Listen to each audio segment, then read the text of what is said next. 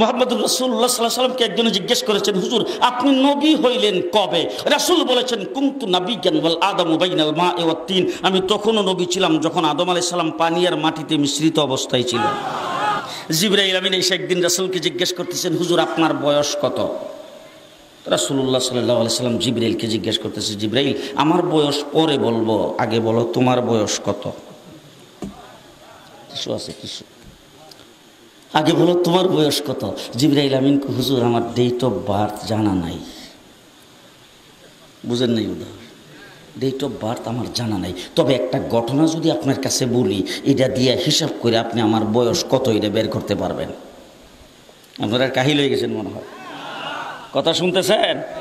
জিবরাইল বলতেছে, হুজুর একটা ঘটনা বললে আপনি হিসাব করে তারপর আমার বয়সটা বের করতে পারবেন। যখন এই কথা বলছেন, রাসূল বলে কি ঘটনা? বল, হুজুর আমাকে যখন আল্লাহ সৃষ্টি করেছেন তখন আমি আরশের নিকটে দেখতাম একটা তারা উঠত, একবার উঠলে ৭০,০০০ বছর থাকতো। কয় বছর? ৭০,০০০ বছর। এরপরে যখন অস্ত যাইতো ৭০,০০০ বছর পর্যন্ত চলে যেত, আবার যখন উঠতো ৭০,০০০ বছর থাকতো। একবার উঠলে ৭০,০০০, অস্ত গেলে ৭০,০০০, এইভাবে তারাটা উঠতে আর অস্ত যাইতে আমি ৭২,০০০ বার দেখছি।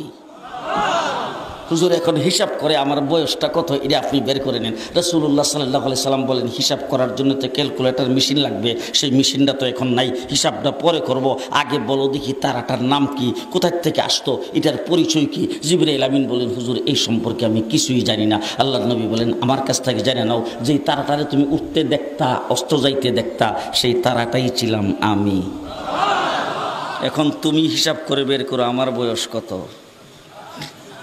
রাসূল বলছেন, আউয়ালু মা খালাকাল্লাহু নূরি, আর একরাও এতে বলছেন আউয়ালু মা খালাকাল্লাহু রূহি, আল্লাহ পাক সর্বপ্রথম আমার নূরকে তৈরি করেছেন।